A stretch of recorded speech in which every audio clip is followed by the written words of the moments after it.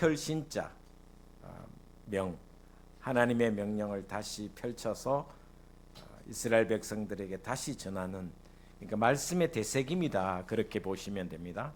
출애굽기, 레위기, 민수기 이 세 성경을 어떻게 보면 모세가 리바이벌하는, 다시 전하는 말씀이 바로 신명기서다. 자, 38년 전에 출애굽하고 38년 전에 지금 이 가데스 바네아라는 곳이 모압 땅이거든요.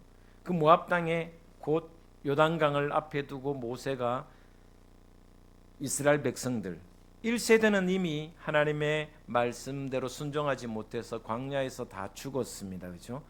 2세대, 3세대 자녀들에게 또 이스라엘 백성들에게 출애굽기와 민수기와 레위기의 말씀을 어떻게 보면 축약해서 다시 말씀을 증거하는 내용이 신명기의 내용입니다.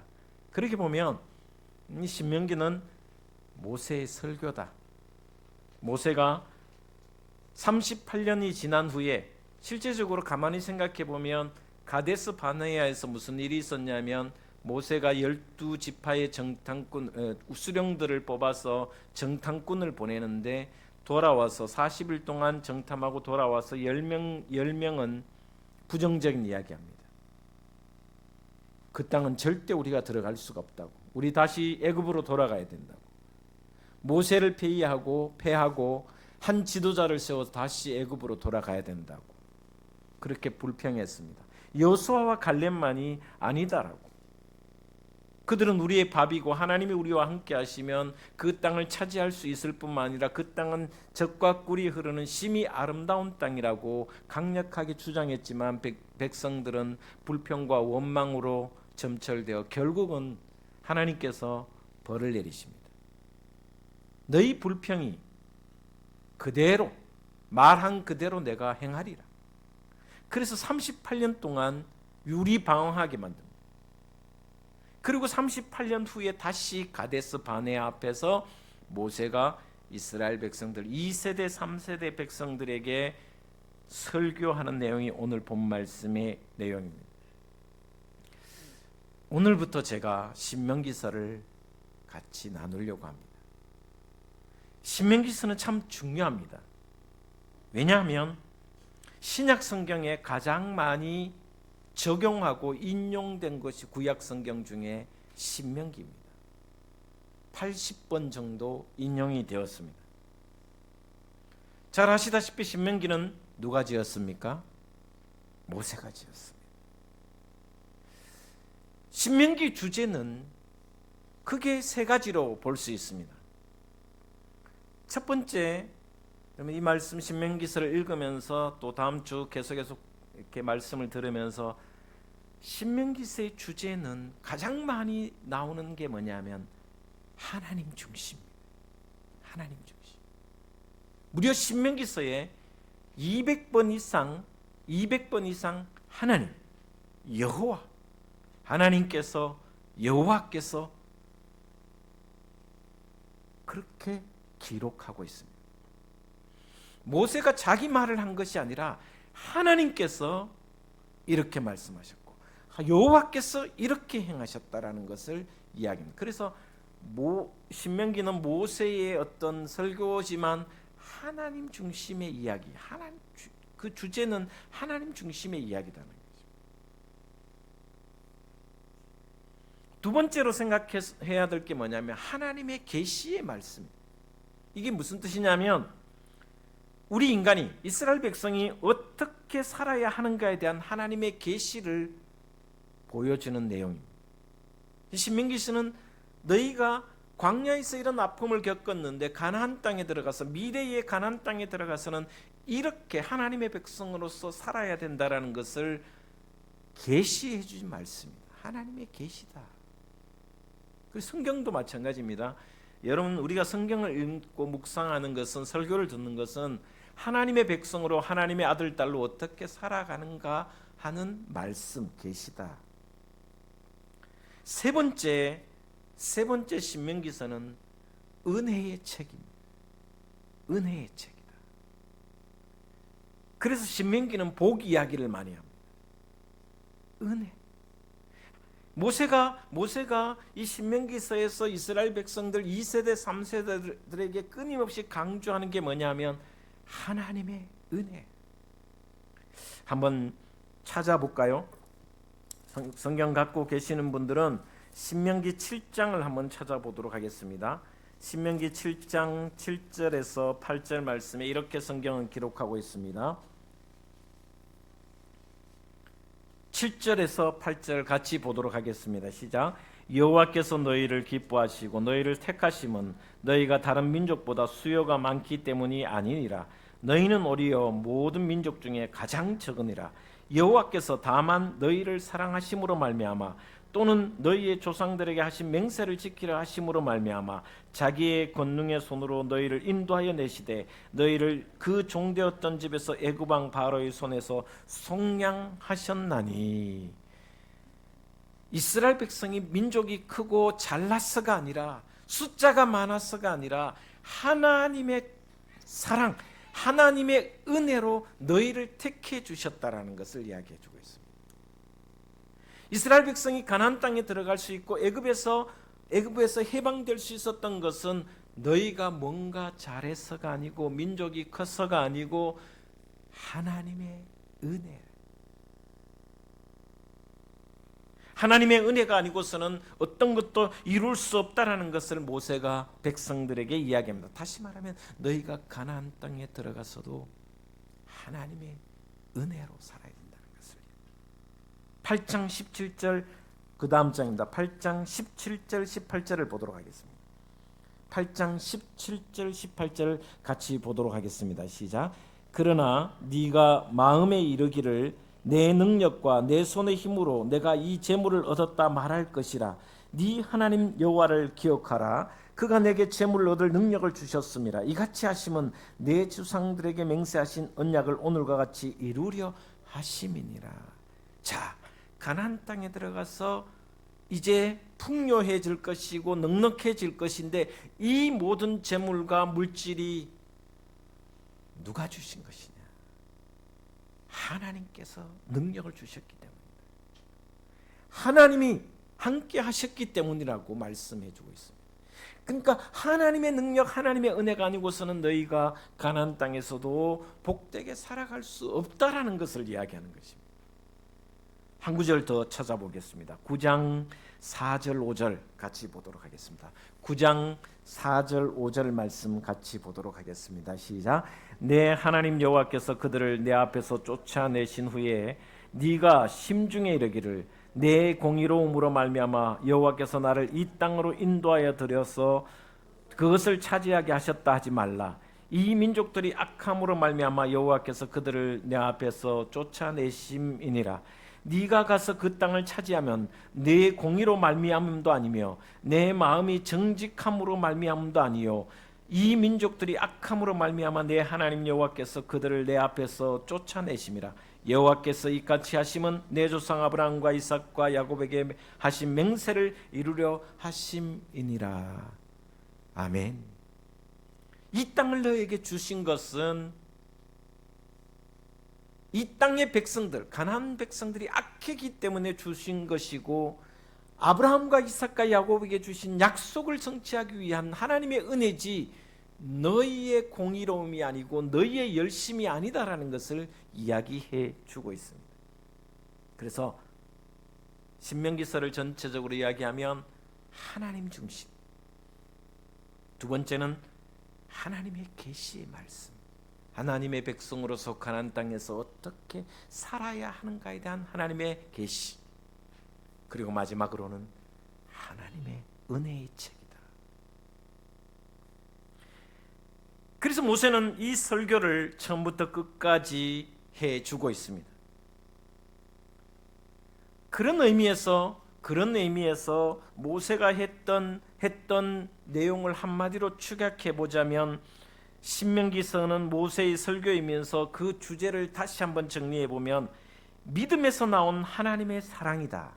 또한 하나님의 사랑에서 나온 이웃 사랑이 그 주제가 될 수 있습니다. 믿음에서 나온 하나님의 사랑이라는 것은 바로 순종하면서, 믿음으로 순종할 때 하나님의 사랑이 우리에게, 하나님의 은혜가 우리에게 주어지며, 또한 그 하나님의 사랑에서 이웃 사랑을 할 수 있다, 이웃 사랑을 해야 된다라는 내용이 신명기서 전체의 주제입니다. 오늘 본 말씀은, 제가 오늘 전하고자 하는 이야기는 이 신명기서의 주제나 다른 것을 이야기하려고 하는 것이 아니라 지도자의 자세에 대한 이야기, 모세를 통한 지도자의 모습과 자세가, 태도가 어때야 되는가를 이야기해 주고 싶습니다. 여러분은 가정에서나 직장에서나 또 아니면 사회에서나 어느 단체든지 그 속한 공동체에서 지도자의 역할을 해야 될 사람이고 또 하고 있습니다. 오늘 우리 시대에는 참 불행한 시대입니다. 지도자의 부족함이 너무나도 많이 보이기 때문에 정치 지도자들의 모습을 보면 참 지도자의 모습이 안 보인다, 참 리더의 모습이 안 보인다, 그런 생각이 들 때가 종종 있습니다. 그것은 여야를 막론하고 다 비슷하게 보입니다. 도찐 개찐, 그놈이 그놈이고, 그런 느낌이 들 정도로 참 지도자의 모습이 부족하다라는 생각을 합니다. 이런 시대에 진짜 지도자의 모습이 무엇인가? 모세를 통해서 지도자의 모습이 무엇인가? 물론 다른 이야기를 많이 할 수 있겠지만 오늘 이 모세를 통해서 우리에게 보여주는 지도자의 모습을 한 두 가지로 이야기하려고 합니다. 먼저 앞에 있는 말씀 1장 5절 말씀, 신명기 1장 5절 말씀, 여러분 성경 갖고 계시면 1장 5절 말씀을 같이 보도록 하겠습니다. 5절입니다. 같이 보겠습니다. 앞에 스크린에 있습니다. 시작. 모세가 요단 저쪽 모압 땅에서 이 율법을 설명하기 시작하였더라. 일러스되. 이게 무슨 의미냐면 모세는 하나님의 말씀에 충실한 지도자였다. 자기의 말을 전한 것이 아니라 자기는 대언자일 뿐이며 오직 하나님의 말씀을 풀어서 설명한 사람이 바로, 다시 말하면 모세는 하나님 말씀을 중심으로 살아간 지도자다. 여러분, 모세의 역할이 참 많았습니다. 모세의 역할이 얼마나 많았냐면 첫 번째는 재판관을 했습니다. 다툼이 있으면 엄청난 사람들의 밀려오는 재판들이 많았습니다. 한번 생각해 보시면 60만의 성인 남자들이 애굽을 탈출했으니 200만 명이라 치면은 사건들이 얼마나 많겠습니까? 매일매일 다툼이 일어납니다. 그죠? 말싸움으로부터 시작해갖고 진짜 폭력의 사건부터 시작해갖고 수많은 사건들이 일어나는데 재판관 역할을 해야 됩니다. 그 다음에 모세는 가는 곳마다 혹시나 이스라엘 백성들을 두려워하는 적들이 있었습니다. 그 적들과 싸움도 벌였습니다. 특히 아말렉과의 전투에는 앞장서서, 물론 여호수아가 앞장섰지만 군인으로서의 싸움도 해야 됐습니다. 그래서 모세는 군인이 되기도 했습니다. 재판관이 되기도 했습니다. 또한 모세는 40년 동안 이스라엘 백성을 이끌면서 행정가의 역할도 했습니다. 또한 적과의 싸움에서 전략을 짜기도 했습니다. 그리고 모세는 중보 기도를 하는 사람이었습니다. 언제나 하나님과 이스라엘 백성들의 사이에 갈등이 있으면, 이스라엘 백성들이 잘못했을 때는 하나님 앞에 나와 중보 기도하는 내용이 곳곳에 나옵니다. 또한 모세는 격려하는 지도자였습니다. 위로하는 지도자였습니다. 그런데 이런 모든 직책들이 있습니다. 재판관과 군인과 행정가, 전략가, 격려하는 자, 중보기도하는 이 모든 역할을 감당하면서 가장 밑바탕에 깔려 있는 게 뭐냐 하면 하나님의 말씀이 중심이었다는 것입니다.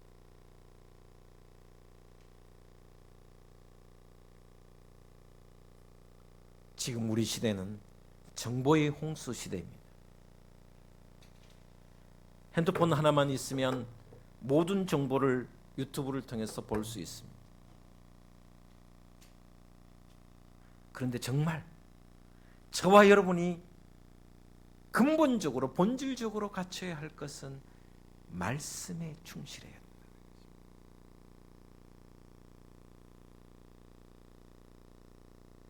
유튜브 한 번만 안 보고 말씀 한 장 보셔요. 유튜브 딱 두 번만 안 보고 말씀 서너 장 보시는 게 우리가 해야 할 기본적인 믿음의 태도라는 것을, 그래서 언제나 모세는 하나님의 말씀을 이스라엘 백성들에게 설명하고 또 깨우쳐 주기를 위하여 끊임없이 말씀의 대언자가 되어서 하나님의 뜻을 시내산에서 호렙산에서 말씀을 받고는 다시 내려와서 이스라엘 백성들에게 전합니다. 기도하면서 하나님께 받은 말씀을 또 백성들에게 설명하며 전합니다. 언제나 그가 군인으로서 또 전략가로서 기도하는 자로서 또 때로는 재판관으로서 살아갈 모든 중심은 말씀으로, 말씀에 충실한 삶을 살았다라고 기록하고 있습니다. 여러분, 말씀에 충실하다라는 것은 다시 말하면 하나님의 말씀에 순종한다라는 것인데, 그 순종에 앞서 가장 중요한 것이 뭘까요? 말씀을 듣는 것. 말씀을 들어야 합니다. 모세는 언제나 하나님의 말씀을 듣기 위해서 시내산에 올라갔고 또 하나님의 말씀을 듣기 위해서 기도의 자리에 있었으며 하나님의 말씀하실 때를 기다리며 또 기다리는 모습이 곳곳에 나옵니다. 여러분, 이런 지도자가 우리 시대에 필요합니다. 말씀에 충실한 지도자. 그러기 위해서 그 말씀을 순종하기 전에 하나님의 말씀을 먼저 듣는 사람.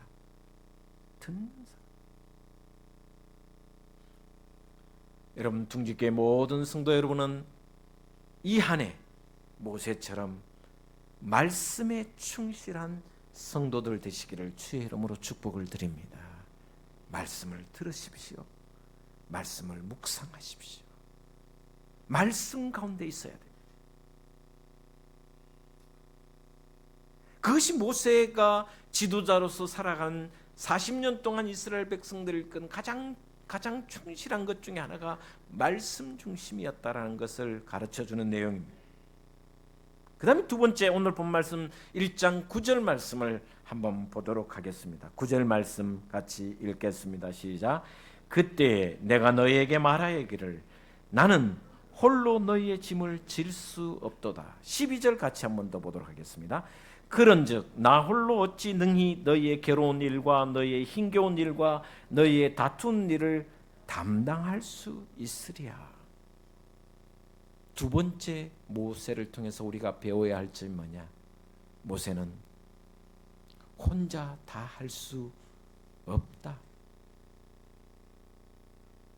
다시 말하면 자신이 연약하다라는 것을 고백하고 있습니다. 내가 이거 다 할 수 없고 다 할 능력도 안 되고 그만큼 힘도 안 되고 나는 부족하고 나는 연약하다라는 것을 고백하는 사람이에요. 여러분, 이게 참 지도자로서 너무너무 중요한 장면 중에 하나입니다. 한국 교회나 한국 정치 상황에 보면 자신이 다 할 수 있다고 생각합니다. 절대 그렇지 않습니다. 다 할 수도 없음을 고백하는 사람 많지 않습니다. 자신의 부족함, 나는 할 수 없다고 고백하는 그 사람이 진짜 지도자라는 것입니다. 가정에서도 마찬가지입니다. 교회에서도 마찬가지입니다. 이것은 제가 부족했습니다. 이런 부분은 제가 연약합니다. 목회자인 저도 마찬가지입니다. 가정에서도 마찬가지입니다. 내가 이 부분은 다 해줄 수 없어 부족하다. 가장이든 부모면 누구든지 자녀들에게 또 다른 사람 공동체에게 이런 고백을 할 수 있어야 됩니다. 나는 이 부분은 할 수 없고 이 부분은 연약하고 이 부분은 내가 할 수 없으니 당신이 좀 해주셨으면 좋겠습니다. 나는 전능자가 아닙니다. 이 말씀의 고백 속에는 나는 전능자가 아니고 하나님이 이 일을 해주셔야 된다라는 고백입니다. 10절 11절에 보면 이렇게 기록하고 있습니다. 10절 11절 같이 봉독하겠습니다. 시작. 너희 하나님 여호와께서 너희를 번성하게 하셨으므로 너희가 오늘날 하늘의 별과 같이 많거니와 너희 조상의 하나님 여호와께서 너희를 현재보다 1000배나 많게 하시며 너희에게 허락하신 것과 같이 너희에게 복 주시기를 원하노라. 자, 모세는 자신이 연약하다고 고백하면서 또 뭘 이야기하냐면 하나님께서 1000배 만배 복 주시기를 원하고 기도한다라고 이야기하고 있습니다. 나는 이 일은 제대로 잘 못하지만 나는 연약한 자이지만 하나님께서 1000배나 만배나 너희에게 복 주시며 갚아 주실 것이다라고. 나는 부족하지만 하나님께서 1000배나 100배나 열매를 맺어 주실 것이다라고 고백하고 있습니다. 내가 해결하지 못하는 것, 내가 부족해서 이룰 수 없는 것, 하나님께서 1000배나 복을 더하여 주실 줄 믿습니다. 이것이 모세의 고백입니다. 하나님이 이루신다라는 뜻입니다. 하나님이 성취하신다라는 것입니다. 일을 하시는 여호와, 성취하시는 여호와께서 이루어 주신다라는 말씀을 하고 있는 것입니다. 그러면서 모세는 다른 사람과 짐을 나누어 집니다. 13절 14절 같이 보도록 하겠습니다. 시작. 너희의 각 지파에서 지혜와 지식이 있는 인정받는 자들을 택하라. 내가 그들을 세워 너희 수령을 삼으리라 한즉 너희가 내게 대답하여 이르기를 당신의 말씀대로 하는 것이 좋다 하기에. 그래서 결국 오늘 본 말씀 보시면 15절 끝절에 보시면 각 지파를 따라 1000부장, 100부장, 50부장, 10부장 조장을 세웁니다. 짐을 다른 사람과 나누어집니다. 우리 둥직교회도 지금 중직자를 세워서 2월 16일 날 임직식을 갖습니다. 인정받는 사람, 존중받는 사람, 그 사람들을 세워서 일을 감당하게 하십니다. 1000부장, 100부장, 50부장, 110부장, 조장까지 세워서 서로에게 짐을 나누어 주려고. 이것이 참 지도자입니다. 그러면서 오늘 본 말씀에 중요한 말씀이 그 다음에 이어지고 있습니다. 16절부터 한번 보도록 하겠습니다. 16절 먼저 봉독하겠습니다. 시작. 내가 그때에 너희의 재판장들에게 명하여 이르기를 너희가 너희의 형제 중에서 송사를 들을 때에 상방간에 뭘 하라고요? 공정히 판결하라는 것이며 그 다음에 이들 중에 있는 타국인에도 그리할 것이다. 자, 모세와 함께 이스라엘 백성들이 애굽에서 나왔습니다. 그러나 허다한 무리들도 이스라엘 백성이 아닌 히브리 민족이 아닌 다른 민족들도 같이 나왔습니다. 그 타국인들에게도 공정하게 하라. 저는 개인적으로 지금 미국의 트럼프 대통령이 하고 있는 것에 대해서 몇 가지는 부족하다고 생각합니다. 여러분, 난민들은 나그네입니다. 난민들은 타국인들입니다. 미국이라는 나라에서 추방시키면 어디에서 살란 말입니까? 그런 부분은 성경적이지 않습니다. 대한민국도 마찬가지입니다. 지금 수많은 이주민들이 와 있습니다. 그런 분들을 정말 공정하게 똑같이 하나님의 사람으로 대하는 것이 우리가 해야 할 일이라는 거죠. 많은 부분에 좋은 방향으로 가고 있지만 그러나 이런 부분은 정말 아쉽다라는 생각도 들기도 합니다. 비성경적이라는 말씀. 17절에 이렇게 이야기합니다. 17절 같이 보도록 하겠습니다. 재판은 하나님께 속한 것인즉 너희는 재판할 때 외모를 보지 말고 귀천을 차별 없이 듣고 사람의 낯을 두려워하지 말 것이며 스스로 결단하기 어려운 일이 있거든 내게로 돌리라. 내가 들으리라 하였고. 자, 재판할 때 외모를 보지 말라. 그 사람이 지식이 있고 재산이 있고 권력이 있으면 뭔가 잘한 사람처럼, 그리고 가난하고 무식하고 없다고 해서 무시하는 그런 재판을 절대 하지 마라. 차별 없이 하라. 귀천을 따지지 마라. 이것이 모세가 재판장들에게 50부장 100부장들에게 가르치는 말씀. 그러면서 또 마지막에 하는 말씀입니다. 결단하기 어려운 일이 있거든 내게로 돌리라. 내가 들으리라. 여러분, 지도자는 듣는 사람입니다. 백성들의 아픔, 사람들의 고통, 갈등이 있으면 그 갈등을 끊임없이 듣고 새기며 그 들은 것을 다시 내 속에서 정지한 이후에 다시 내어놓는 일이 바로 지도자의 역할입니다.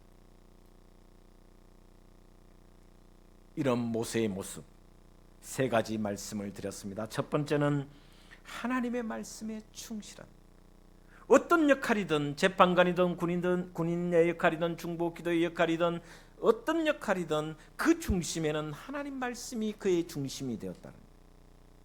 또한 모세는 스스로 연약함을 고백하는 삶을 살았다.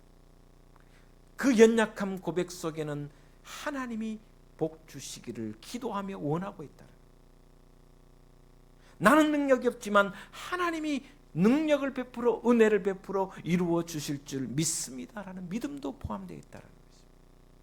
또한 다른 사람과 짐을 나누어 주면서 차별 없이 공정하게 그 누구도 귀천을 따지지 않는 그런 형평성에 맞게 재판하고 또 섬기고 나누라. 그리고 그 일이 풀리지 할 때는 나에게로 가지고 오라. 내가 들으리라. 억울한 일, 고통스러운 일이 있으면 내가 그것을 듣겠다라고 이야기하고 있습니다. 이런 지도자가 진짜 하나님이 원하시는 성경의 지도자입니다. 이 모세의 모습을 통해서 저와 여러분 가정에서, 직장에서, 교회에서 모세처럼 살아가는 지도자들이 다 되시기를 주 예수 그리스도 이름으로 축원을 드립니다. 기도하겠습니다. 하나님